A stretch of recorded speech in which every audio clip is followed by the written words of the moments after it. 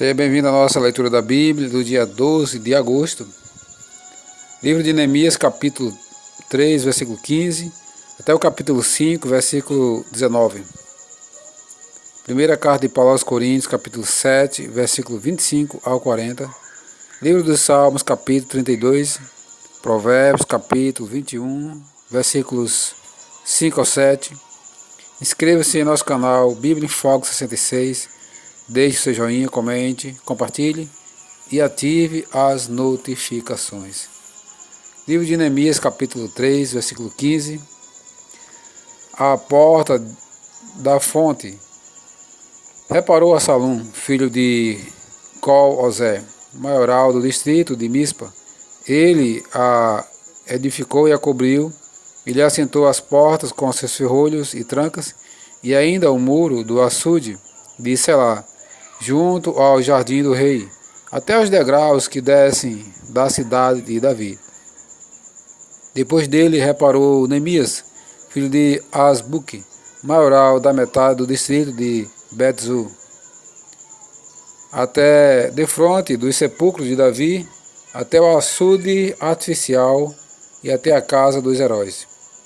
Depois dele repararam os levitas, Reum, filho de Bani, e ao seu lado Asabias, maioral da metade do distrito de Keila. Depois dele repararam os seus irmãos Bavai, filho de Enadad, maioral da metade do distrito de Keila. Ao seu lado reparou Ezé, filho de Jesua, maioral de Mispa, outra parte de fronte da subida para a casa das armas, no ângulo do muro. Depois dele reparou com grande ardor Baruque, filho de Zabal, outra porção desde o ângulo do muro até a porta da casa de Eliasibe, o sumo sacerdote. Depois dele reparou Meremote, filho de Urias, filho de Cos, outra porção desde a porta da casa de Eliasibe até a extremidade da casa de Eliasibe. Depois dele repararam os sacerdotes que habitavam na campina. Depois repararam Benjamim e Assub, de frente da sua casa. Depois deles reparou Azarias, filho de Masés, filho de Ananias, junto à sua casa. Depois dele reparou Binui, filho de Enadad, outra porção desde a casa de Azarias, até o ângulo, até a esquina. Palau, filho de Uzai, reparou de frente do ângulo e da torre que sai da casa real superior, que está junto ao pátio do cárcere. Depois dele reparou Pedaías, filho de Parós, e os servos do templo que habitavam em Ofel, até de frente da porta das águas, para o oriente até a torre alta. Depois repararam os tecoitas, outra porção de frente da torre grande e alta, e até ao muro de Ofel. Para cima da porta dos cavalos repararam os sacerdotes, cada um de frente da sua casa. Depois deles reparou Zadok, filho de Imer, de frente de sua casa. Depois deles Semaías, filho de Secanias, guarda da porta oriental. Depois dele reparou Ananias, filho de Selemias e Anum, o sexto filho de Zalaf, outra porção. Depois deles reparou Mesulão, filho de Berequias, de frente da sua morada. Depois dele reparou Malquias, filho de Ourives, até a casa dos servos do templo e dos mercadores de frente da porta da guarda até o eirado da esquina. Entre o eirado da esquina e a porta das ovelhas, repararam os ourives e os mercadores. A defesa contra os adversários. Capítulo 4. Tendo Sambalate ouvido que edificávamos o muro, ardeu em ira e se indignou muito, e escarneceu dos judeus. Então falou na presença de seus irmãos e do exército de Samaria e lhe disse: Que fazem esses fracos judeus? Permitisse-lhes isso? Sacrificarão? Darão cabo da obra num só dia? Renascerão a casa dos montões do pó e as pedras que foram queimadas? Estava com ele Tobias, o amonita, e disse: Ainda que edifiquem, vindo a raposa, derribará o seu muro de pedra. Ouve, ó nosso Deus, pois estamos sendo desprezados. Caia o seu opróbrio sobre a cabeça deles, e faça-se que sejam despojo numa terra de cativeiro. Não lhe encubras a iniquidade, e não se risque de diante de ti o seu pecado, pois te provocaram a ira, na presença dos que edificavam. Assim edificamos o muro, e todo o muro se fechou, até a metade da sua altura, porque o povo tinha ânimo para trabalhar. Mas ouvindo Sambalate e Tobias, os arábios, os amonitas e os asdoditas, que a reparação dos muros de Jerusalém ia avante, e que já se começavam a fechar-lhes as brechas, ficaram sobremodo irados. Juntaram-se todos de comum acordo para virem atacar Jerusalém e suscitar a confusão ali. Porém nós oramos ao nosso Deus, e como proteção pusemos guarda contra eles, de dia e de noite. Então disse Judá: já desfaleceram as forças dos carregadores, e os escombros são muitos, de maneira que não podemos edificar o muro. Disseram, porém, os nossos inimigos: nada saberão disto, nem verão, até que entremos no meio deles e os matemos. Assim faremos cessar a obra. Quando os judeus que habitavam na vizinhança deles 10 vezes nos disseram: de todos os lugares onde moram subirão contra nós.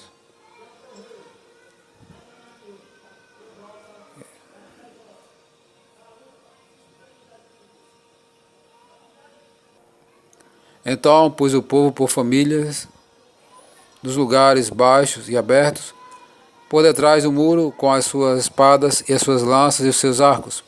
Inspecionei, dispus-me e disse aos nobres, aos magistrados e ao resto do povo: não os temais, lembrai-vos do Senhor grande e temível, e pelejai pelos vossos irmãos, vossos filhos, vossas filhas, vossa mulher e vossa casa.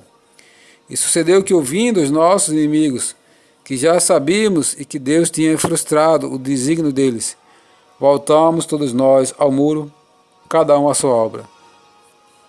Daquele dia em diante, metade dos meus moços trabalhavam na obra, e outra metade empunhava lanças, escudos, arcos e couraças, e os chefes estavam por detrás de toda a casa de Judá. Os carregadores, que por si mesmos tomavam as cargas, cada um com uma das mãos fazia a obra e com a outra segurava a arma. Os edificadores, cada um trazia a sua espada, a cinta, e assim edificava o que tocava a trombeta junto de mim.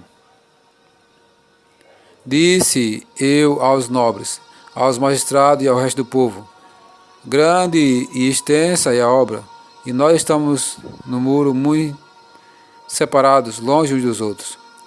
No lugar em que ouvide o som da trombeta, para ali acorrei, até conosco. O nosso Deus pelejará por nós. Assim trabalhávamos na obra, e metade empunhava as lanças desde o raiar do dia até o sair das estrelas. Também nesse mesmo tempo disse eu ao povo: cada um com o seu moço fique em Jerusalém, para que de noite nos sirvam de guarda e de dia trabalhem. Nem eu, nem meus irmãos, nem meus moços, nem os homens da guarda que me seguiam, largavam as nossas vestes, cada um se deitava com as armas à sua direita. Medidas contra a usura. Capítulo 5. Foi, porém, o clamor do povo e de suas mulheres contra os judeus, seus irmãos, porque havia os que diziam: somos muitos, nós, nossos filhos, nossas filhas, que se nos dê trigo, para que comamos e vivamos. Também houve os que nos diziam: as nossas terras, as nossas vinhas, as nossas casas, hipotecamos para tomarmos trigo nesta fome. Houve ainda os que diziam: tomamos dinheiro emprestado, até para o trigo do tributo do rei, sobre as nossas terras e as nossas vinhas. No entanto, nós somos da mesma carne como eles, e nossos filhos são tão bons como os deles. E eis que sujeitamos nossos filhos e nossas filhas para serem escravos. Algumas de nossas filhas já estão reduzidas à escravidão. Não está em nosso poder evitá-lo, pois os nossos campos e as nossas vinhas já são de outros. Ouvindo eu, pois, o seu clamor e essas palavras, muito me aborreci. depois de ter considerado comigo mesmo, repreendi os nobres, os magistrados e disse: sois usuários, cada um para com seu irmão, e convoquei contra eles um grande ajuntamento. Disse-lhes: nós resgatamos os judeus, nossos irmãos, que foram vendidos a gente segundo nossas posses, e vós outra vez negociarias vossos irmãos para que sejam vendidos a nós. Então se calaram e não acharam o que responder. Disse mais: não é bom o que fazeis. Porventura não deveis andar no temor do nosso Deus, por causa do opróbrio dos gentios e os nossos inimigos? Também eu, meus irmãos, e meus moços, lhes demos dinheiro emprestado e trigo. Demos de mão a este empréstimo. Restituí-lhes hoje, vos peço, as suas terras, as suas vinhas, os seus olivais e as suas casas, como também o centésimo do dinheiro do trigo, do vinho e do azeite que exigisses deles. Então responderam: restituí-lemos e nada lhe pediremos. Faremos assim como dizes. Então chamei o sacerdote e os fiz jurar que fariam segundo prometeram. O bom exemplo de Neemias.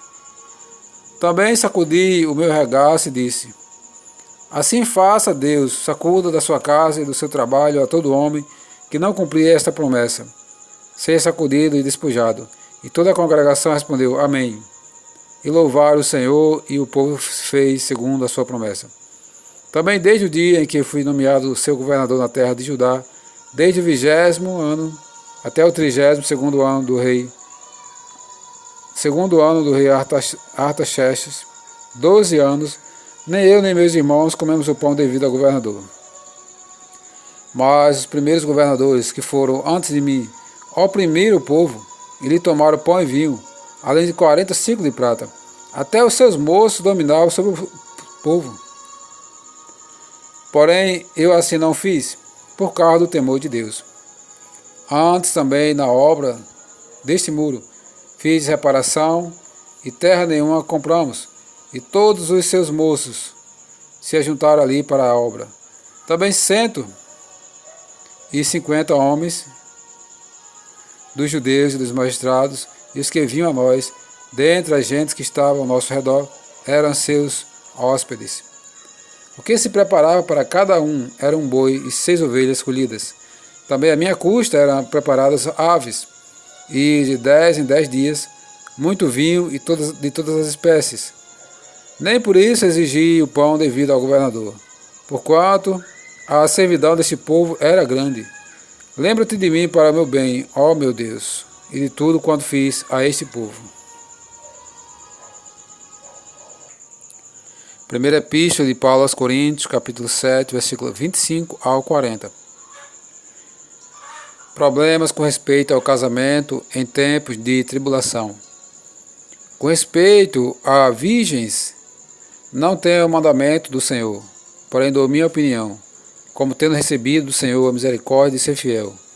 Considero, por causa da angustiosa situação presente, ser bom para o homem permanecer assim como está. Estás casado? Não procure separar-te. Estás livre de mulher? Não procure casamento. Mas se te casares, com isso não pecas. E também se os virgens se casarem, por isso não pecam. Ainda assim, tais pessoas sofrerão angústia na carne, e eu quisera poupar-vos. Isto, porém, vos digo, irmãos, o tempo se abrevia. O que resta é que não só os casados sejam como se o não fossem, mas também os que choram como se não chorassem, e os que se alegram como se não se alegrassem, e os que compram como se nada possuíssem, e os que se utilizam do mundo como se dele não usassem, porque a aparência desse mundo passa. O que realmente eu quero é que estejais livres de preocupações. Quem não é casado, cuide das coisas do Senhor, de como agradar ao Senhor. Mas o que se casou, cuide das coisas do mundo, de como agradar a esposa. E assim está dividido.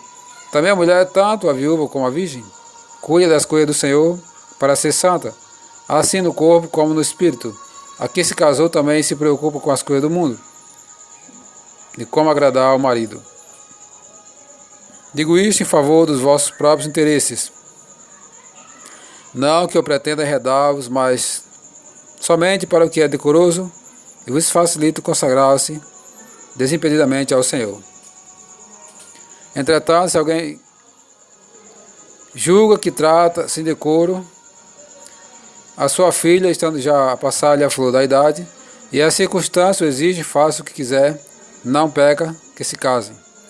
Todavia, o que está firme em seu coração, não tem necessidade, mas domínio sobre seu próprio arbítrio, isto, bem firmado no seu ânimo, para conservar virgem a sua filha, bem fará. E assim, quem casa a sua filha virgem faz bem, quem não a casa faz melhor. A mulher está ligada enquanto vive o marido. Contudo, se falecer o marido, fica livre para casar-se com quem quiser, mas somente no Senhor. Todavia será mais feliz se permanecer viúva, segundo a minha opinião, e penso que também tenho eu o Espírito de Deus. Livro dos Salmos, Salmos capítulo 32, a bem-aventurança de quem recebe o perdão, de Davi, salmo didático. Bem-aventurado aquele cuja iniquidade é perdoada, cujo pecado é coberto. Bem-aventurado o homem a quem o Senhor não atribui iniquidade, e em cujo espírito não há dolo.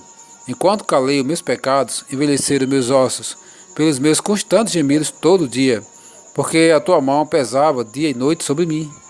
O meu vigor se tornou em sequidão de estio.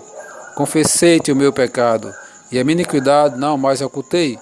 Disse, confessarei ao Senhor as minhas transgressões, e tu perdoaste a iniquidade do meu pecado. Sendo assim, todo homem piedoso te fará súplicas, em tempo de poder encontrar-te. Com efeito, quando transbordarem muitas águas, não o atingirão. Tu és o meu esconderijo, tu me preservas da tribulação, e me cercas de alegres cantos de livramento. Instruir-te-ei e te ensinarei o caminho que deves andar. E sob as minhas vistas te darei conselho. Não sejais como o cavalo ou a mula, sem entendimento, os quais com freio e cabresto são dominados, de outra sorte não te obedecem. Muito sofrimento terá de curtir o ímpio, mas o que confia no Senhor, a misericórdia o assistirá. Alegrai-vos no Senhor, regozijai-vos, ó justos, exultai vós todos que sois retos de coração. Provérbios capítulo 21, versículo 5 ao 7. Os planos do diligente tendem à abundância, mas a pressa excessiva à pobreza. Trabalhar por adquirir tesouro com a língua falsa é vaidade e laço mortal. A violência dos perversos os arrebata, porque recusam praticar a justiça.